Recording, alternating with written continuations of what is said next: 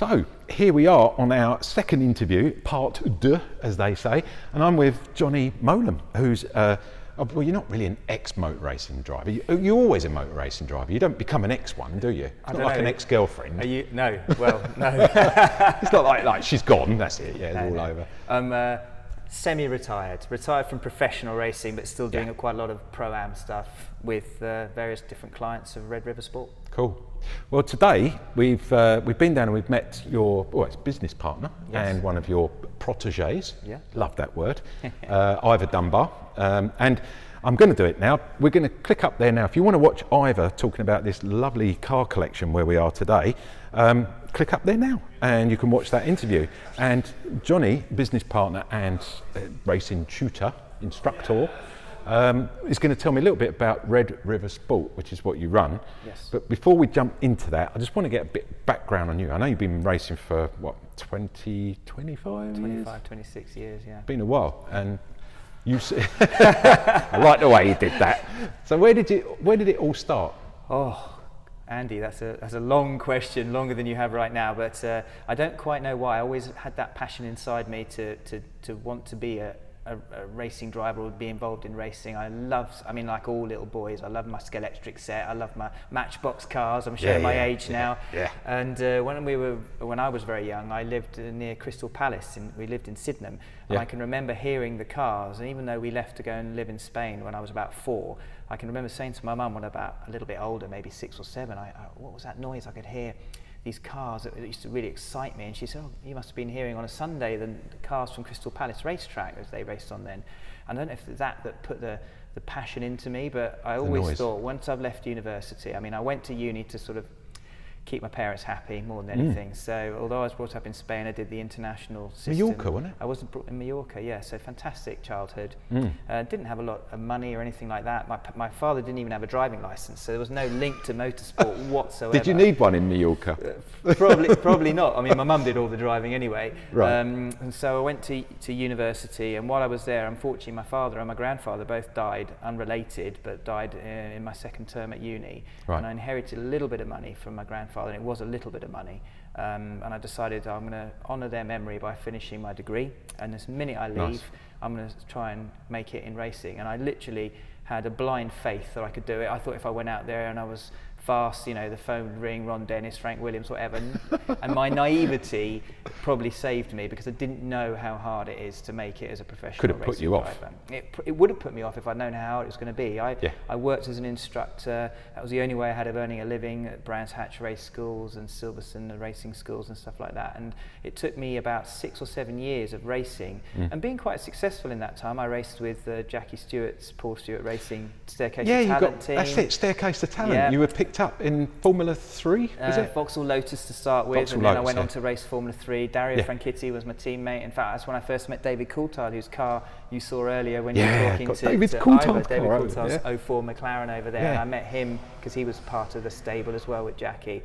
And that kind of got me going, but I didn't earn any money until I switched to sports cars, having done Porsche Cup, because to make money in I mean, this is the thing with motorsport, I mean, without going on too much about it, but you need money to showcase your talent. It's not like football or something like that where you could easily showcase your talent. You need to pay someone to run you in a car to be able to show how good you are. And obviously you need to learn your trade as you go. So you need to start with some money behind you. Difficult balance. It is a very difficult balance, which is why there's probably less than 60 or 70 British drivers in the whole world who actually earn a living from motorsport. And that includes Lewis Hamilton at the top, earning very serious money, all the way down to driver coaches who are maybe earning 30, 40,000 a year. So it's a difficult sport to make it, but I wouldn't change it for anything. And the journey to make it, to get paid, when I first got paid, I was just like, I thought that was I'm getting paid to do this? And I was getting paid. I wasn't getting paid very much, but I thought, doesn't matter, does it? I've made it, you know.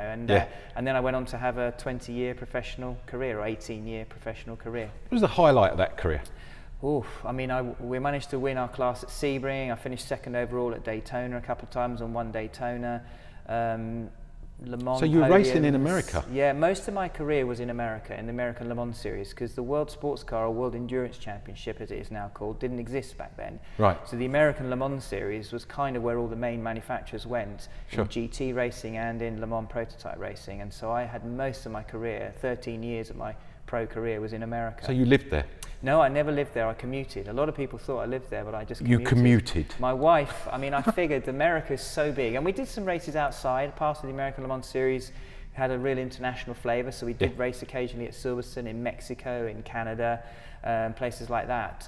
But I figured if I'm in America, it's such a vast country, say I'm based, for the sake of argument, in San Francisco, say, or somewhere like that, which I loved, then my wife comes out. I had a young child at the time, just my first son, in order to get acclimatised, and that meant I was away from home even longer. And especially if you're at the wheel and you're full on racing and it's like 3 in the morning. Yeah. UK time. Yeah, it makes it hard. Not so much when you're at the wheel because the adrenaline takes over. Yeah, sure. But what happens is, especially in a 24-hour race like Le Mans, even whether you're on the right time zone or not, is that as you become more and more tired, you don't realise that that's affecting your reflexes and your reactions and maybe your judgment in terms of assessing situations. Because every lap, every corner, you're assessing a situation, whether it's traffic from behind, traffic in front, how you're driving with the car, everything else. And that assessment, risk assessment, changes ever so slightly when you're tired, and that can have an impact. And so you probably don't realise you're tired until you start making mistakes. And that's when hopefully it becomes, they're little mistakes. Yeah, little ones. Yeah. But if it's a big one, it can have a big consequence. Serious consequences. Yeah. So let's have a little wander, because I noticed some fantastic cars here. We might as well take advantage of Ivor's hospitality here. He's got an amazing place here. I mean, everything from the Bentley Speed 6 that you can see behind you. Studebaker. This is the car that they purchased to do the 2022, I think it is, Paris to Peking race. So that's waiting to be prepped for that. An original old DTM car there, and then the F40 here. It's I love the F40. Fantastic cars. Then we got the McLaren. Yeah. And then the E-Type. Yeah, and then the Senna. And then the Senna. So I mean, This really nice collection and a really nice place to house it. You now let's talk some serious business here. So we've got your credentials as a motor racing driver, and a very good one at that as well. And then how did you meet up with Ivor Dunbar? Well, it's 20 years ago, must be at least 20 years ago, and it came about through Graham Clark, who owns RMA Track Days. Right. And I just, at that point, I'd probably been getting paid for about 2 or 3 years, but my professional career was just beginning to take off. And I used to do a lot of instructing for RMA because that was the only source of income I had. And it was just on that changeover where I stopped instructing because I was beginning to make a living through motorsport. Initially, I didn't want to walk away too soon from the instructing, because if it didn't work out on the motorsport side, I didn't want to come back. You want to close the door between my legs, sort of like I failed at this. So I kind of kept on doing a bit of instructing, but that was the time when I was doing less and less. And Graham rang me up and he said, "Look, I've got Ivor and a friend of his, Mike, who were really interested in having someone instruct them at Silverstone, I think it was. Would you be interested in just doing it as a one-off?" And I just said, as a one-off, I'll come and do it. And met Ivor and his friend Mike, and we really hit it off. And Ivor, actually, when I got in and he drove me round, I was really impressed with how good he was, because obviously at that time he only did, he was obviously working at Deutsche Bank and he didn't have a lot of time. So you've been told you've got a couple of bankers, come down, look after them, they just want to black round a track. Exactly. And you're like, I just got to look after them and make sure they have a good time and give them some tuition. So initially I'm thinking it's just going to be a normal instructing. But when I got there, I got on with them so well, we really hit it off. And also, because they were good, it was nice for me, because it's really nice to instruct someone that's actually quite good, because then you can really help them improve. Where if it's someone that hasn't got a hope, then so that side. And to be honest, that was it. He just paid me for the day, and he said, "Would you help me do other stuff?" And I said, "Yeah, let me know." And at that point, he was probably only doing 2 days a year, 3 days a year. My professional career was really taking off. I was away a lot anyway. Oh, I see. Really, we just kept in touch. And we built up a friendship over the next 10, 15 years, where he never sponsored me, I never asked him for anything. Nice. And, sometimes he had a birthday for his dad where we had a day, he hired the track at Brands Hatch, and I came down and drove his cars for him. And I said, "Look, I don't even want any money for it, it's just for your dad's birthday, whatever." So we built a friendship. And then about 3 or 4 years ago, maybe 5 years ago, I was beginning to come to the end of my pro career. I could see it in the distance. I've retired 2 years ago, so this is about 5 years ago. And I said to Ivor, "Have you ever," because he'd retired around that time as well from Deutsche Bank, I said, "Have you ever considered taking this a bit further rather than just doing," because he had always said to me, "Not really interested in racing." And I said, "You're good enough to go and do some racing." And so at this point he'd never raced? Never done, just maybe the odd historic or something like that, but he'd never done any real full-on professional, like pro-am racing with modern cars. And he said, yeah, maybe I've got a bit of time. I said, well, maybe we try and get you to go and, you know, ultimately, why not shoot for doing the Le Mans 24 hours, but at least race on good tracks, and let's just see how far this can take us. And why don't we set up a company between the two of us to do it? Yeah. So you put the funding in, I'll set it all up for you, and then we'll just work with you. But then maybe we can find like-minded individuals like yourself who are interested in, who maybe have not even done a track day, but might be interested in starting to do track days and taking it and see how far they can take it. And the company Red River Sports, yeah. Where did the name come from? Well, it actually comes from Ivor, and again, Ivor's wife, actually, Grania, because we like this lady. Yes, she is. She's featuring quite a bit. She does. They own a lovely sort of estate in Scotland, and it's called Ultra. And hence the colour name for the Ferrari. In Gaelic, I guess that's Gaelic, in English translation is Red River. So hence Red River Sport. And the number of people that have said to me, oh, it must be something to do with Eau Rouge at Spa. You know, the famous Eau Rouge, Red River, or Red Water corner. And but no, it's to do with... Fantastic. Yeah. I love the way people get names and things. And we just thought, you know, fantastic, because initially you always take a mixture of someone's surnames or whatever, and I had my own company called JPM Sport, which are my initials and everything, and I came up with a few, but they didn't kind of work, and then Ivor chatted it over with Grania, and then he said to me, why don't we call it that? And I'm like, perfect. It's perfect. It's a great name. Hence the name. And it's redriversport.com. It's coming up here now, guys. Yep. If you want to go and have a look at all the bits and pieces you do, I presume it's all on the website. Absolutely. So if you're interested and you want to, is there a contact thing on there as well? Just contact us through the website. I mean, it's more word of mouth, to be honest, but I mean, we're looking to really, the thing that Red River Sport does, it's not a team, it's an agency. So if you wanted to go racing as a wealthy individual, it's tough because people see you coming a mile off. Yeah. And there's not a lot of, what's the word I'm looking for? There is a lot of very good people in motorsport. There's also a lot of people that, you know, maybe are looking to take advantage of people. Like, as in women, we call them gold diggers. Yes, I guess so. But these are the motorsport version of the gold diggers. So what Red River Sport does as an agency... Not just women, by the way, men as well. We look at taking someone and maximising the value for money that they've got, and also optimizing the experience for them, so giving them absolutely the best possible deal. So I will go and negotiate. I'll sit down with a client, I'll say, what do you want to do? How much time have you got? How much money have you got? Most of the time, the people, our clients, it's more about how much time they've got, not how much money they've got. And we do cater from everything. You don't have to be a billionaire to do this at all, but you do have to have a little bit of disposable income that you want to enjoy spending on motorsport. Yeah. And then I'll sit down, work out with them what they want to do. I'll then give them some options based on that I would think would be good for them to progress them towards what they want to do, whether that's just doing track days. We have clients that just do track days and nothing else. Other clients that want to get their race license and then move on to doing some low-level regional racing, and other clients like Bonamy Grimes, who is our flagship client, who's actually doing the World Endurance Championship this year in a Ferrari, and he's going to be racing at Le Mans in the 24 hours in September. And then I basically go with the team, and I can place them with any team, any manufacturer. I can negotiate the deal for them, and we don't have to run them in certain cars, because Red River Sport isn't a team, it's more an agency, like a management agency. I understand now. It's almost like a driver management agency for amateur gentleman drivers. That's basically it. And so it's not rocket science. We're very open, we're very transparent. We don't load any of the invoices. The invoices we get in from the team for whatever it is they've been doing, we show them those invoices, and then we invoice them the same amount, and then we pay them, we ask them to pay us a management fee. And it's really simple, totally honest, totally transparent.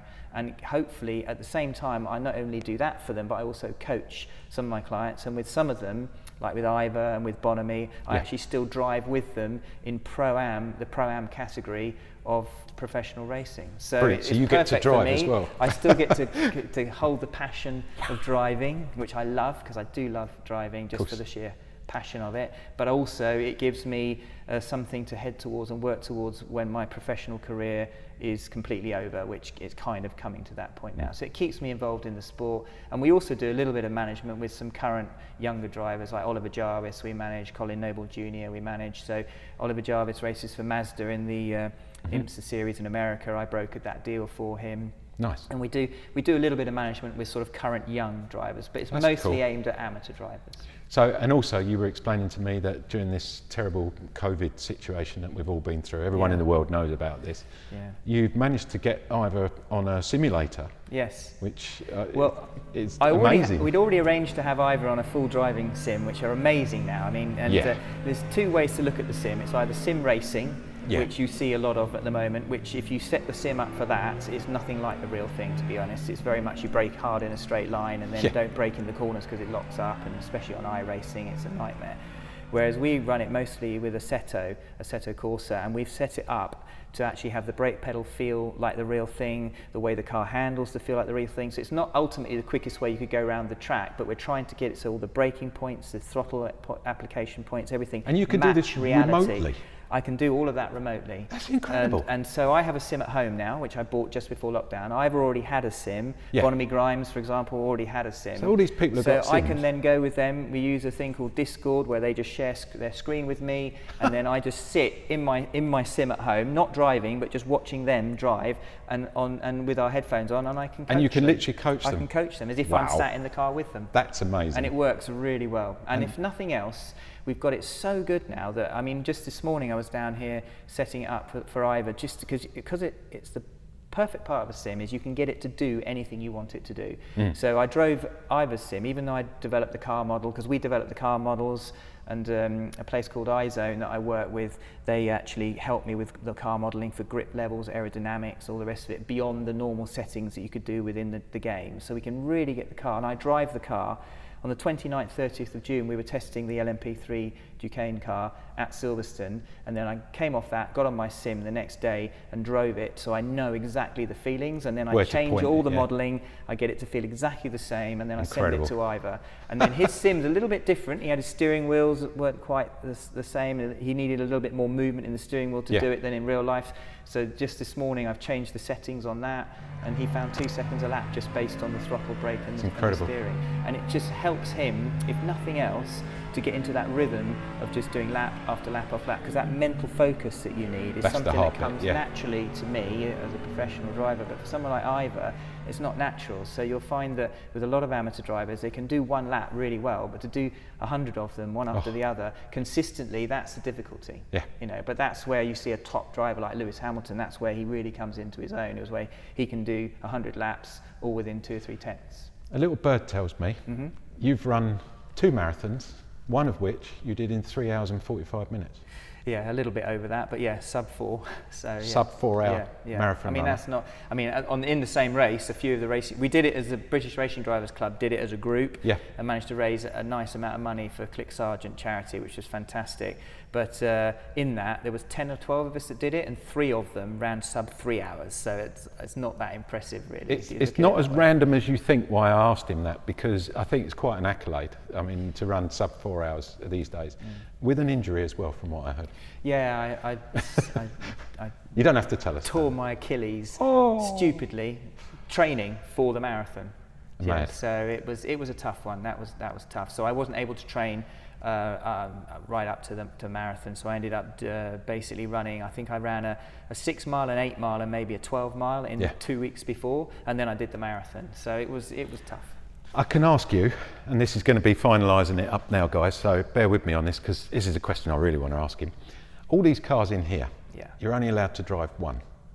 Which one would you pick? The LaFerrari. I don't even have to think about that. You didn't even have to think. Unless we're in Havana, and then I'd take the Studebaker. I could see you sat in that with a big cigar. That'd be pretty cool. So so just summarising, really, the future for Red River Sport with you and Ivor is obviously to progress this further. Yes, I want to. It's only been around for 2 years. It's gone incredibly well. Brilliant. And hopefully over the next few years, I don't want to have too many. I want it to be like a real nice little exclusive club where everyone that joins it has a benefit from meeting the people that are within it. Sure. Whether that's a professional benefit or a social benefit, it doesn't really matter. We're kind of creating this own little networking group of people who all go off. Ivor and Bon have driven in the same car together sometimes. Brilliant. There's the economy of scale in that in terms of saving money, and we just want everyone to go and have fun and enjoy motorsport and see the best part of it and see that. That's what we it's want all to about. grow Red River into. Maybe, I don't know, a number of clients. At the moment we've got half a dozen, maybe grow that a little bit and take it from there. Brilliant. Johnny Mowlem, thank you so much for your time. Thanks, and Andy. thanks for allowing me to come and see Ivor's collection, because you sorted all this out for us today, which is brilliant. AJ the player here, thanks for watching, guys. Don't forget, like, subscribe and comment at your peril, because I will be giving you answers, you know that. Johnny here will be back on a track near you, I love saying that, and with Ivor, of course. And don't forget, just once again to remind you, there are plenty of other interviews, and there is the Player magazine, which if you haven't heard of it, then take a look. It's popping up here now, there around that area. You can subscribe for free. Just go online to www.theplayer.co.uk. It's coming up here now. And I'll catch you next week with either another car, another interview with an incredible gentleman like Johnny here, or we could be doing something completely random. Thanks for watching, guys. Don't forget, safe motoring, and I'll speak to you soon.